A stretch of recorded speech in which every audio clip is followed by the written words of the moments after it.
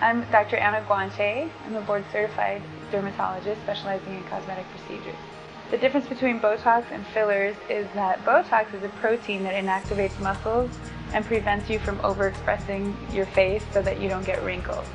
Over time, what happens is you lose elasticity in the skin. So when you're a little kid, you can make any face you want to, and your skin bounces back with no lines. But over time, what happens is you start to have a memory in your skin.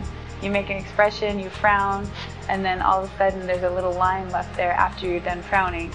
And people suddenly think that you're angry or frustrated or tired or that kind of thing. So we try to get rid of that with that protein. The fillers, on the other hand, are used more in the lower face. They're actually plumpers, because what happens over time is you lose volume in the lower face. And so a lot of these lines around the nose start to show. They're called the parentheses, and we can plump these and kind of reduce those lines with fillers. We wouldn't want to use any kind of protein in the lower face that would inactivate muscles, because we want to have a nice big smile and be able to express ourselves with our lower face. I think it is possible to have an allergic reaction to the fillers. However, I have done thousands of filler procedures and I've never seen an allergic reaction to Juvederm. Common side effects with injections include a little bit of redness, bruising. There's a little bit of discomfort with the injections. Even though we put a topical anesthetic on, you still feel a little bit of discomfort.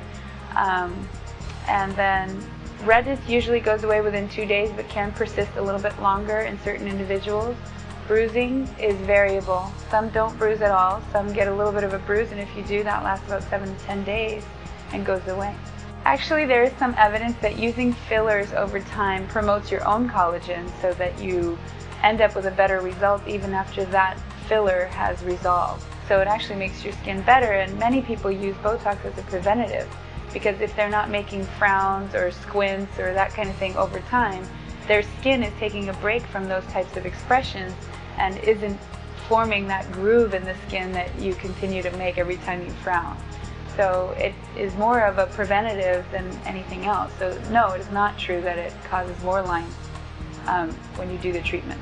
The fillers, it can be anywhere from $450 to $1,600 depending on what type of filler is used and how much filler the person needs. For example, if someone is very young and they don't have a lot of lines or a lot of volume loss, they may get away with 1 syringe of filler. If they have a lot of deep lines and have never had a treatment before, they may require anywhere from 2 to 3 syringes of filler.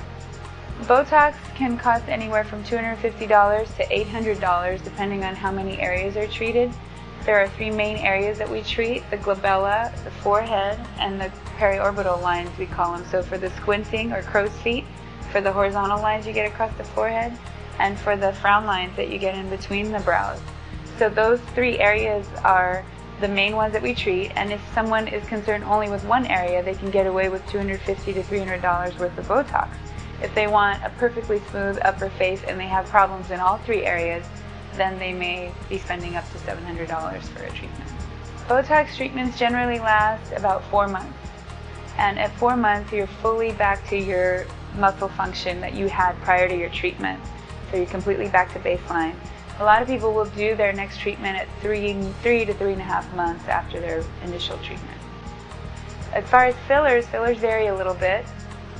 Juvederm is a hyaluronic acid type filler that lasts 9 months to a year. Collagen, for example, only lasts 4 months. Fillers like Radiesse can be longer acting, 1 to 2 years.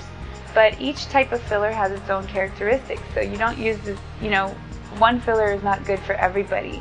There are certain areas of the face that do better with different fillers, certain types of lines that do better with different fillers. So I kind of evaluate each person's face and expression and what their goals are, and then determine what type of filler to use.